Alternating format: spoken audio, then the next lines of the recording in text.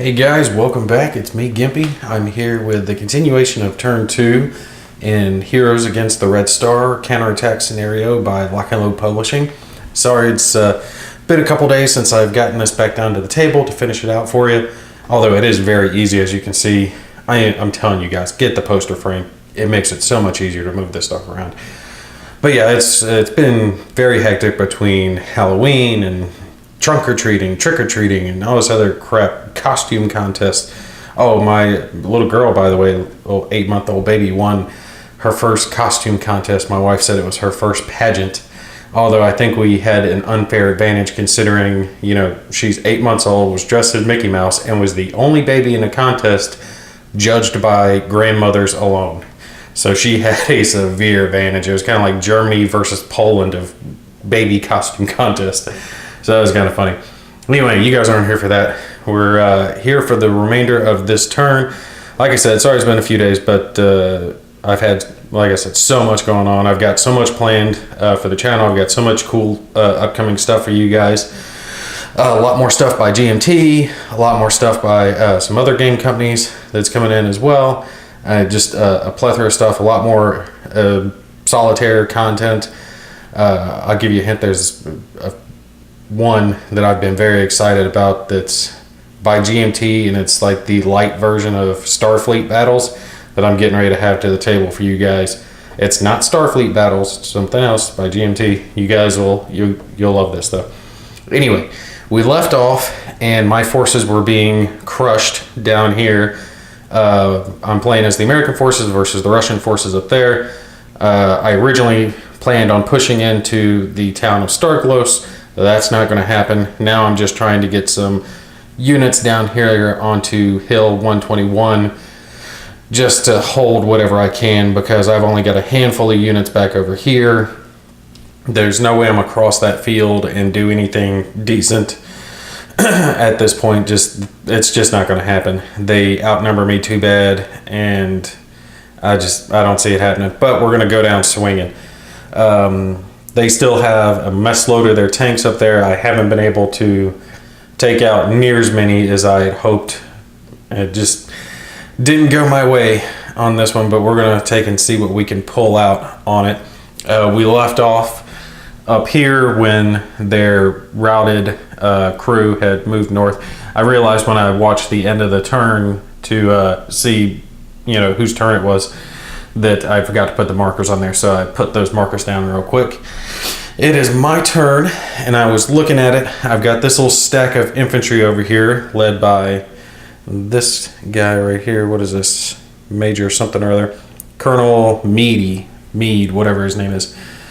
Stack of units. It's just infantry. There's one support weapon, but other than that, it's just infantry, and I don't know what I really was playing with them. I was thinking I could take and push them up the center to reinforce, but that's not going to happen. What I was thinking I could do, though, to save the activations on the leaders that I have here, is to low crawl these guys up into this hex, so they'll still be in the woods. They won't be seen, they won't be spotted, they can't be fired at, and you know, unless the AI spots at them, but there's so many other juicy targets for them to go after. That way, on the following turn, they'll have clear line of sight over it here, and they can call in some off-board artillery, airstrikes, smoke, things of that nature, to give me some cover and blast some of these guys over here. So we're going to take and just do that as our first turn, just a quick down and dirty low crawl, expend all their movement points to move them right to there. Nothing major. Now let's see what the enemy's going to do. They are going to execute counteractions, because again, we don't have anyone at range 1 or 2, so let's grab our counteractions chart real quick and go over this. Again, they're in defensive posture, none off the map. They don't have any weapon teams with line of sight right now because their weapon team's already fired. Or am I looking at it? Yeah, that's the weapon team. They do have good order vehicles with line of sight. Yes, so fire at the closest player unit. So they're going to have...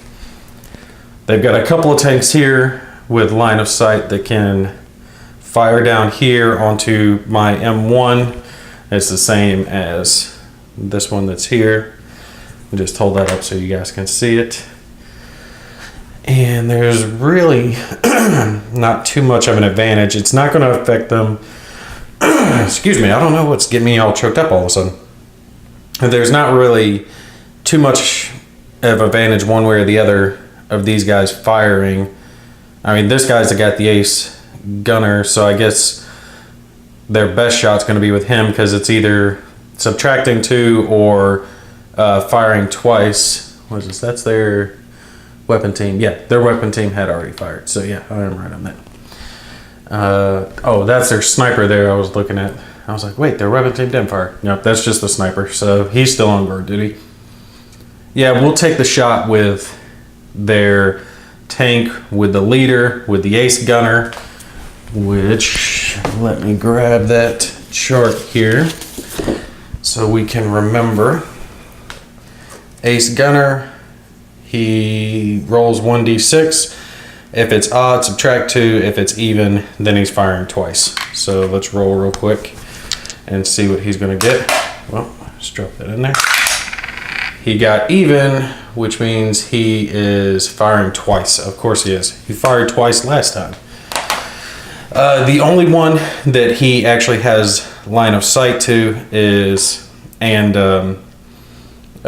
spotted is this guy right down here, the M1. So he's going to take this shot. 1, 2, 3, 4, 5, 6, 7, 8, 9, 11, 12. That should be within his range. Yep, that's exactly within his minimum range. Right there, 12. So his to hit naturally is 10. We're going to have to check his modifiers. I know with the leader that he's got there, and he is in that T80BV. I know with the leader he's got a little bonus from that. The leader gives him 1, so that's going to make it an 11. Vehicle's open, so that also gives him a bonus. But the terrain, there is 1 hex of degrading terrain between him and the target. That's going to cost him 1. Let me grab my charts here. See if there's anything else I'm missing. Yeah, he's got the open vehicle, -1, +1 for degrading, -1 for the leader. And does it look like there's anything else that, yeah, because this guy hasn't moved or anything. And I don't believe crops give him a terrain modifier, the low crops. Yep, target modifier 0 on that one. So basically anything but a 12 for him is going to hit. So that's real unfortunate for me on that one. And his penetration value, of course I forgot to look at it. Where I had him up is 13 on his penetration value. He's probably, at a minimum, he's probably going to shake that tank. Front armor, I'm not even going to worry about the hull or turret, what it hits, because it's 16 on either one. So it's going to be the same value regardless on what he rolls. So 11 or under for him to hit. First shot is an 8, so he does hit. Now it's going to be my 16 armor versus his 13 penetration. Red for the Soviets as usual, white for mine. Let's take and roll it and see if they take out one of my last tanks. And he might have. Let's see. That gets him 17 versus my 18. Ah, nice. I survived. But I do believe I have to take a... Let's see if it's hit against... That's to hit against armored vehicles. Let me pause this. Alright, sorry. Like I said, I've had so many games going on here recently that I've got to get myself back into this game system. Having to go over a couple of things real quick. Since they didn't end up hitting, since their roll was less than mine, the difference ended up being 1. So my tank has to take a morale check and it gets to subtract the difference, which was 1. So his morale being 7 is now considered like 8 for this morale check. So let's roll on it real quick. As long as I hit 8 or under, he's still good. And then we still have to handle the second shot coming from that tank. All right, 6, so he's good. Now we're doing the second shot again, 11 or under, and he hits. Yep, he hit. All right, and it's the same thing, 13 penetration value. Yep, 13 penetration value against the 16 armor. Yep, you guys can see that from there. And they have to roll high to bust that frontal armor. Oop, they didn't get it again. Let's see, that comes out to 18 for them and 20 for my guys. They just can't do it. But let's see if it shakes them. With it being 2 difference, that means as long as it's 9 or under on the morale check for the tank's still good. So let's roll real quick. Yep, all right, so they're good. Their ace gunner missed both shots, hit and didn't do shit. So that works for me. All right, what are we gonna do here? I guess the only thing I can do at this point, because I'm still holding this tank back, this weapon team, I'm trying to leave here to see if I can rally them and maybe take some shots at some of their tanks on the following turns and slow them down. I've already got the leaders moved. This tank's fired. Like I said, I'm not moving with that tank. I mean, here's the thing.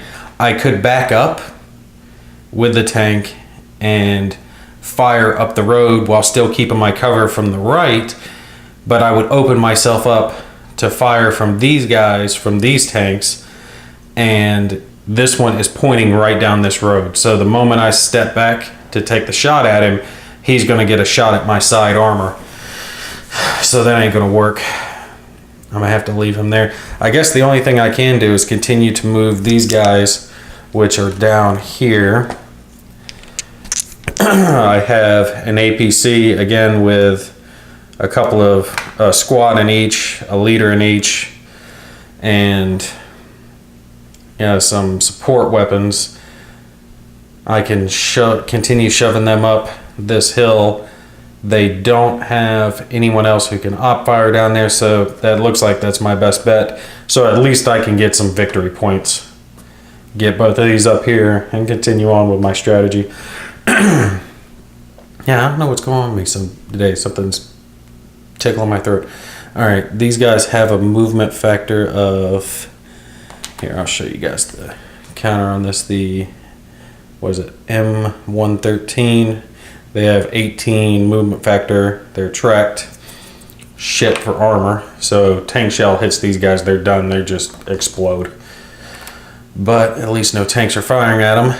Give me long enough to get them up to the top of the hill and maybe park the vehicles around the side or something. That way if they blow, it's extra cover, so there'd be trees and then blown vehicles maybe. Well, I've got one that's here.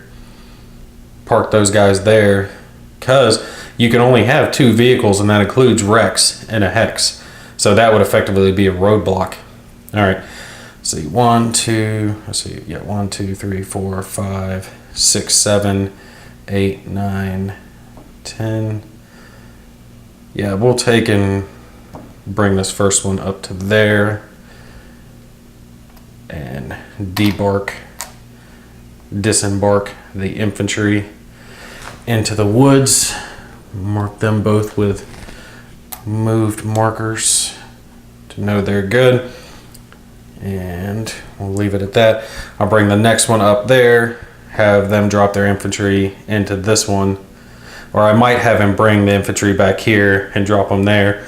That way they're not in direct line of sight, but if I'm going to do anything, I gotta have them in line of sight. I don't know, I'll play that one by ear. We'll see what I decide here in the next turn, but that's what we're going to do on this one. It's pretty much waiting for them to destroy what I've got left. All right, let's take and flicker around. They have shaken. Again, they don't have, from the previous turn, they don't have a line of sight to anything worth firing their off-board artillery at, because these guys, they can see down to here, but they can't see over here because the buildings are blocking them off. So that's not going to work for them. Let's see. Okay. They already did that. Let me take a look at the board state real quick and figure out what's the best thing for them. And I'll pick that as the secondary. You know what? I just saw something that's actually excellent for them. This second one here is what I'm actually going to go with. Let me step out of my light so you guys can see that a little better. Highest firepower unit, farthest from player unit, dynamic move towards the player unit. Dynamic move means they're going to do certain things in certain situations. And you can look at the chart. There's a chart with the solo module that's going to tell you what they're going to do. But for vehicles, more often than not, they're going to be doing an assault move up. So that's up to half their movement and still being able to fire. And I'm looking at these guys because originally I was thinking they're sitting there and they're guarding this road, but my tank's facing this way. So if they shoot up this road real quick, they can sacrifice a tank, possibly if this weapon team doesn't rally the next turn, then they don't have too much to worry about, to put one directly up the tailpipe of my tank. And if they get adjacent to him, then that makes it to where the -2 modifier they get for doing an assault move is negated by the adjacency bonus, so they're very likely to hit. Let's see, he has 20, so he can move 10. 2, 3, 4, 5, 6, 7. This one is, yeah, he can move through there. 2, 3, 4, 5, 6, 7, 8, 9. We're going to take the one that's farther back. I'm not going to take this one, even though he is the farthest one back, because he couldn't do a dynamic move. He would only be moving to that spot just to be turned around and blown up. So the better move for the AI is to take this one. We're going to assault move him here behind my guy. I'll zoom in a little bit so you guys can see that a little clearer. All right, so he's assault moving behind him. We'll move a assault move marker on him, and also go ahead and put the fired marker on him because he's going to be firing at point blank range. And this is going to be another T80 BV, so good penetration value directly up my butt. Now this is going to matter because you can see my rear armor is 6 or 7. So there is a difference on that. This could end up being very bad for me here.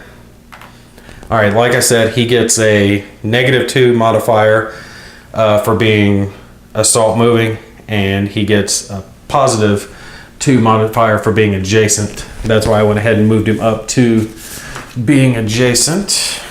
And he gets another -1. I think his to hit roll is going to be an 11 because he has the 10 naturally. He gets the -1 for vehicle being open. Yeah, he's going to have an 11. The assault move isn't hurting him too bad.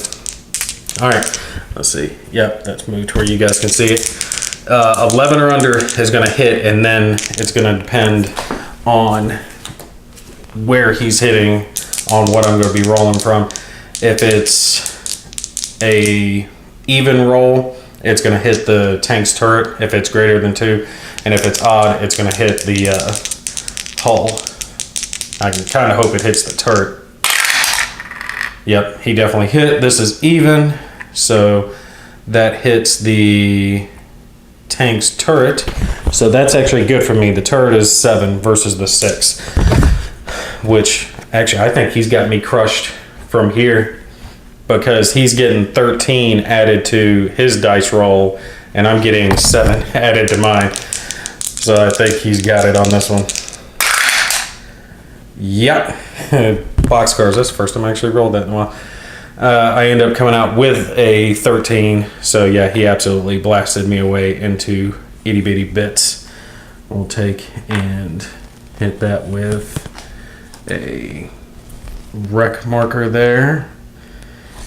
And just a real quick bailout roll. See if there's going to be any shaking crew. There's going to be some shaking crew. Let's see, do I have a crew marker? If I can't find a crew marker, it's not that big of a deal because those guys don't have really shit. Here we go. There's one. All right, well, that was a good turn for them. They pretty much finished off my chances of doing anything decent in this game because I don't have crap for tanks left. I've got one tank, one weapon team, one stack of infantry here in the woods, but they don't have any heavy weapons. All the heavy weapons went this way to help those guys out, which again, the only thing I can do is to take and move this last group up, hit them with a debark, and it's just doing the same with them that I did with the previous group, just to have that covered.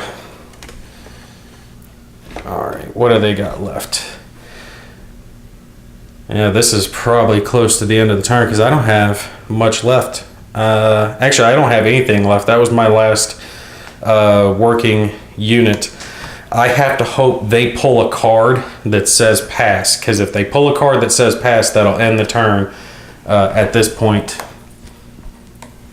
There are cards that in here that say, you know, if the enemy unit, the AI has more activatable units than the active player does, then the AI will pass, and it's kind of like an equalizer for the game. But that was an excellent turn for them. All right, let's see what they're going to do on this one. You gotta be kidding me. I swear I did not script this. This is the actual next card that I ended up pulling right there. That is outstanding for me. That's the only thing that saved my butt because they still have one tank here, another tank, and a third tank that could still fire on my guy down here. So if I get initiative on the following turn and rally this weapon team over here, I can take and possibly take out a couple more of their tanks. The weapon team, do they have the penetration to do it? Yeah, they've got the penetration to do it. They got penetration of 14, and they would be shooting at side armor, which is black, so they're not going to suffer the 4 penalty. So they could possibly take out that tank on the next turn if they rally. Now, it was still a good move for the AI to take and come up here and sacrifice their tank. Even if they do sacrifice the tank on the following turn to take this out, absolute good move on their part because they still have 4 other tanks on the board to take and deal with my 1 that's left. And my 1 is sitting out in a field in line of fire. So if I try to move him, he's going to get op fired to death. So I have to take out these 2 tanks without them killing him to stand a chance on the following turns. But that's where this turn's going to end at this point. I can't believe I actually pulled that card. I wonder how many of those are actually in the deck. Well, there's one here at the bottom. There's another one. Let's see, there's another one. Okay, so there's a fair amount in here of the AI. I'll shuffle these back up after I get done doing this. There's another one. And another one, and another one. Okay, so it wasn't that odd for me to pull something. So there's 2 more that have the AI passing in that situation to even the game out a little bit. So yeah, that wasn't too odd for me to have pulled that card. All right, I'm gonna go ahead and call it here. At this point, this is the end of turn 2. We'll pick up at turn 3, which, God, it's gonna come down to this. I'm gonna get the infantry over into this hill and try to do some artillery. I still have that A10 I've been holding on to, and I don't know what I'm going to do with it. I think I'm going to try to possibly do a strafing run if I can get him to come in from the right angle and maybe at least just level some of their infantry so at least I don't lose everything. Because once these tanks are gone, there's nothing to stop them from just rolling up down here and blasting away everything that I have left, or just picking it off at range if they get sighted on it, because I can't move out without getting killed. Anyway, you guys pay attention to the channel, be looking out for it. I've got, like I said, some other things coming up. I even have a game coming up based in the Age of Sail, if you like that type stuff. It's not solitaire specific, but it is solitaire friendly, and that I hope to have on the channel here within a week or so. So you guys be on the lookout for that. You guys take care. I'll see you in the next video.